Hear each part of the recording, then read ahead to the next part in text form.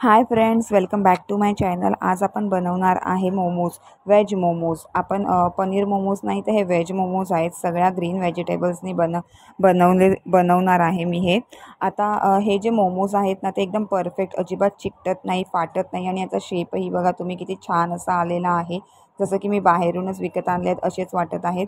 ते खूप छान बनतात, टेस्टी बनतात। बाहेरून विकत आणण्यापेक्षा घरीच बनवलेले चांगले असतात, हायजीन असतात। त्याच्यामुळे आपण हे व्यवस्थित असे घरीच कसे बनवायचे हे मी तुम्हाला दाखवणार आहे। याची शेपही तुम्हाला व्यवस्थित दाखवीन मी, ज्याप्रमाणे तुम्ही एकाच ट्रायमध्ये हे व्यवस्थित बनवू शकाल। तुम्ही बघा कसे अजिबात फाटलेच नाही आहेत आणि व्यवस्थित स्टीम झालेले आहेत, कच्चेही नाही आहेत। तुम्हाला मी एक असं तोडून दाखवते की तुम्हाला माहिती पडेल आतली स्टफिंग ही किती व्यवस्थित अशी तयार झालेली आहे। पहा तुम्ही किती आतली स्टफिंग ही व्यवस्थित शिजलेली आहे। चला तर मग आपण पाहूया हे कसे बनवायचे। त्यासाठी मी इथे 250 ग्राम मैदा घेतलेला आहे। एक मोठी वाटी भरून मी घेतलेला आहे, त्यात जेमतेम तो 250 ग्राम आहे। आता आपण ह्याच्यामध्ये थोडंसं मीठ टाकायचं आहे चवीपुरता आणि त्याचबरोबर याच्यामध्ये थोडंसं ऑइल टाकायचं आहे आणि ऑइल टाकून आपण हे आधी ड्रायच सगळं मिक्स करून घ्यायचं आहे, म्हणजे मैदा आपल्याला सर्व मैद्यामध्ये आपल्याला मीठ लागलं पाहिजे। व्यवस्थित मिक्स करून झाल्याच्या नंतर आपण ह्याच्यामध्ये थोडं थोडं करून पाणी टाकून हे एकदम घट्टसर असं मळून घ्यायचं आहे। पाणी तुम्ही बघू शकता, मी एकदम थोडं थोडं टाकते आहे। अजिबात पाणी टाकायची घाई नाही करायची, कारण आपल्याला एकदम कडक असं पीठ हवं आहे, जास्त एकदम सॉफ्ट नको आहे। जर ते कडक असेल तर आपल्याला मोमोजचे शेप बनवायला इझी पडतात, व्यवस्थित छान असे शेप बनवून तयार होतात।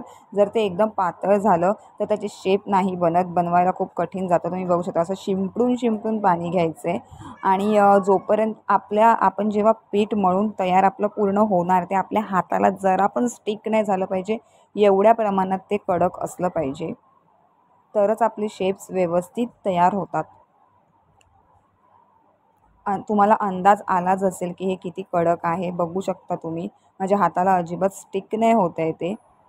आता आपण हे आपण हे साईडला ठेवायचं आहे थोड्या वेळासाठी, त्याच्यामुळे हे वरचा मैदा लगेच कडक होतो। त्याची वरून हे कडकडीत नको होण्याकरता आपण हे थोड्या वेळात पूर्णपणे ऑइलमध्ये ग्रीस करून घ्यायचं आहे। हा मैदा ऑइल पूर्ण चारी साईडनी सगळ्या साईडनी लावून घ्यायचं आहे आणि आता आपण ह्याला थोडं अजून 1 सेकंडसाठी मळून साईडला झाकून ठेवायचं आहे।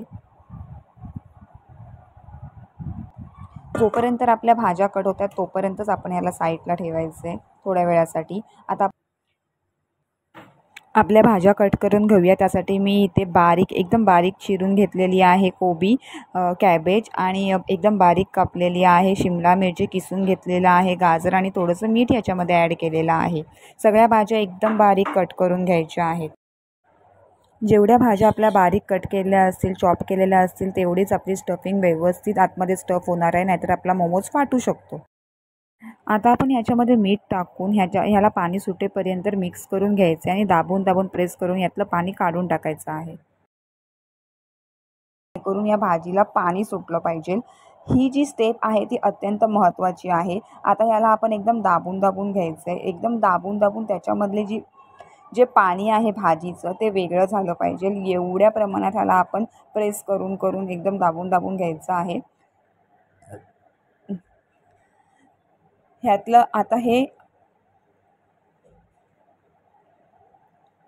ही जी आपली मिक्स भाजी आहे ना ती आपण ह्यातलं आपण जर पाणी नाही काढून घेतलं असतं, जर आपण डायरेक्ट काही जण डायरेक्ट पॅनमध्ये शिजवतात, तसंही आपण करू शकतो, पण त्याच्यामुळे आपल्या भाज्या जास्तच ओव्हर कुक होतात आणि त्याची टेस्ट एकदम विचित्र होते, म्हणजे त्याला फक्त कोबीचीच टेस्ट येते मग। त्यामुळे हे असं पाणी आपण व्यवस्थित एका बाउलमध्ये काढून घ्यायचं आहे या भाज्यांचं आणि मगच ह्याला आपण तडका द्यायचा आहे। असं केल्यामुळे आपल्या ज्या स्टफिंगची जी भाजी आहे ना, आतल्या ज्या ह्या भाज्या आहेत ना त्या थोड्या क्रंच राहतात आणि त्याची टेस्टही खूप छान लागते, सॉगी होत नाहीत आपल्या भाज्या।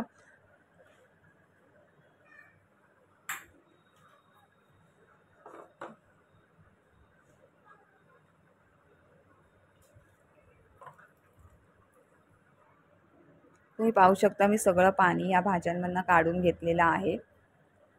दोन्ही हाताने दाबून दाबून व्यवस्थित ह्याचं पाणी पूर्ण काढलं आहे। आता आपण याला तडका देऊया। तडका देण्यासाठी मी इथे गॅसवरती एक पॅन ठेवलेला आहे आणि या पॅनमध्ये मी बटर टाकलेला आहे. तुम्ही ऑइलही वापरू शकता, पण बटरच वापरा, त्याच्याने जास्त छान टेस्ट येते आपल्या मोमोजला. बटर मेल्ट झाल्याच्या नंतर आपण ह्याच्यामध्ये क्रश केलेली म्हणजे आपल्याला पेस्ट नाही घ्यायची आहे, लसूण फाईन चॉप करून आणि क्रश केलेलं आलं घ्यायचं आहे. पेस्ट नाही वापरायची आहे, पेस्टमुळे आपल्या ह्याच्यामध्ये एकदम पाणी सुटू शकतं. आणि हे फक्त थोडीशी गरम करायची, हलकी गरम करायची, एकदम करपवायची नाही आहे ह्या दोन वस्तू. अद्रकची जी आपण किसून घेतलेलं आहे ना, त्याचं जे पाणी आहे ना, ते एकदम सुकेपर्यंत आपण याला रोस्ट करायचं आहे.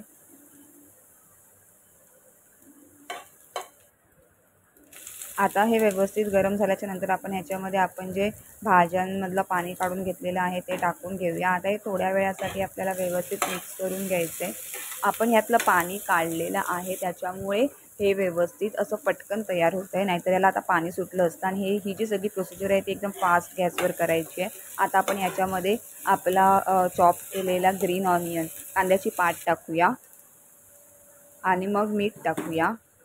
काळी मिरी पावडर टाकायची आहे आणि थोडासा, अगदीच थोडा सोया सॉस टाकायचा आहे. सोया सॉसचं प्रमाण अगदीच थोडं चवीपुरता घ्यायचं आहे, जास्त नाही घ्यायचं. आणि आपण जे पण टाकू, म्हणजे मीठ टाकू किंवा काळी मिरी किंवा सोया सॉस, सगळ्याचंच प्रमाण अगदीच थोडं घ्यायचं आहे, कारण ही स्टफिंग एकदम सुकून थोडी बनते आणि मोमोजमध्ये त्याचा जास्त स्ट्रॉंग असा फ्लेवर येतो. त्याच्यामुळे सगळ्याच गोष्टी प्रमाणात वापरायच्या आहेत, अति नाही वापरायच्या आहेत, नाहीतर मग मोमोजची टेस्ट खराब होते.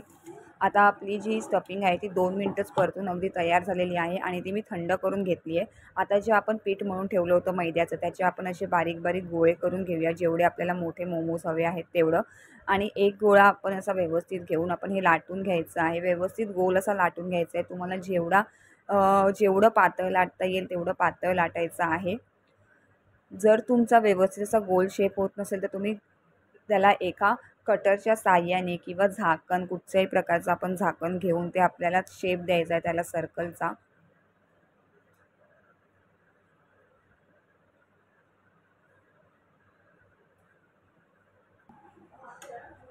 असा व्यवस्थित असा गोल तयार झाल्याच्या नंतर आपली ही जे मैदा लाटून झाल्याच्या नंतर मैद्याची आपण ह्याच्यामध्ये व्यवस्थित अशी पुरेशी अशी स्टफिंग भरायची आहे. त्याच्यानंतर या स्टफिंग भरल्याच्या नंतर आता पहा ह्याला मी शेप कसा देते. दोन्ही आधी मध्ये बोट ठेवून मधल्या साईडला दोन्ही साईड्स अशा प्रेस करून घ्यायच्या आहे. त्याच्यानंतर मग ह्याला खाली ठेवून एका साईडनी ह्याच्या अशा प्लेट्स बनवायच्या आहेत आणि जी आपली दुसरी साईड आहे ना, जी पाठीमागची जी साईड आहे ना, ती ह्याला अशी दाबून प्रेस करून फक्त चिटकवायची आहे, तिथे काहीच नाही करायचं आहे. पुढच्या साईडला आपण प्लेट्स करायच्या आणि पाठीमागची साईड फक्त अशीच त्याला जॉईंट करत जायची. तुम्ही पाहू शकता किती इझी आहे. अशाच प्रकारे असे करत करत आपण पूर्ण त्याला असं सर्कलमध्ये एंडपर्यंत, जोपर्यंत त्याला हाफ सर्कलचा शेप नाही भेटत तोपर्यंत त्याला असं प्रेस करून करून चिटकवत जायचं. अशा प्रकारे एकदम सोप्या पद्धतीने आपला असा हा मोमोजचा शेप तयार होतो. पाहू शकता तुम्ही किती छान असा मोमोजचा शेप तयार झालेला आहे. अशाच प्रकारे आपण आपले सगळेच मोमोज बनवून घेऊया आणि आता ते स्टीम करायला ठेवूया. स्टीम करण्यासाठी मी इथे एका टोपामध्ये 2 ग्लास पाणी एकदम गरम करून घेतलं, उकळवून घेतलं आणि त्याच्यावरती मी एक जाळीचं प्लेट ठेवलेली आहे आणि त्या प्लेटला आपण आता ऑइल ग्रीस करून घ्यायचं आहे. ऑइल लावून झाल्याच्या नंतर आपण ह्याच्यावरती आपले मोमोज ठेवून घेऊया. आपले सगळे मोमो ह्याच्यावरती एक एक करून ठेवून घ्यायचे आहेत आणि नंतर आपण या मोमोजला वरतून ऑइलचं ब्रशिंग करून घेऊया, जेणेकरून आपले मोमोज वरतीही व्यवस्थित शिजतील. वरच्या साईडचे जे कवर आहे तेही व्यवस्थित शिजेल, ते कच्चं राहणार नाही. हे असं ऑइल वरतून लावून झाल्याच्या नंतर हा जो खालचा जो टोप आहे ना, त्याच आकाराचा सेम टोप, जेणेकरून आपली स्टीम बाहेर नाही जाणार, व्यवस्थित स्टीम लागेल आणि मोमोज शिजतील. सेम आकाराचा आपण टोप ह्याच्यावरती उलटा ठेवायचा आहे. आणि आता आपण ह्याला 20 मिनटासाठी परफेक्ट 20 मिनटासाठी आपण याला स्टीम करायला ठेवायचं आहे. 20 मिनटं झालेली आहेत. 20 मिनटानंतर आपण आता ह्याला ओपन करून पाहायचं आहे.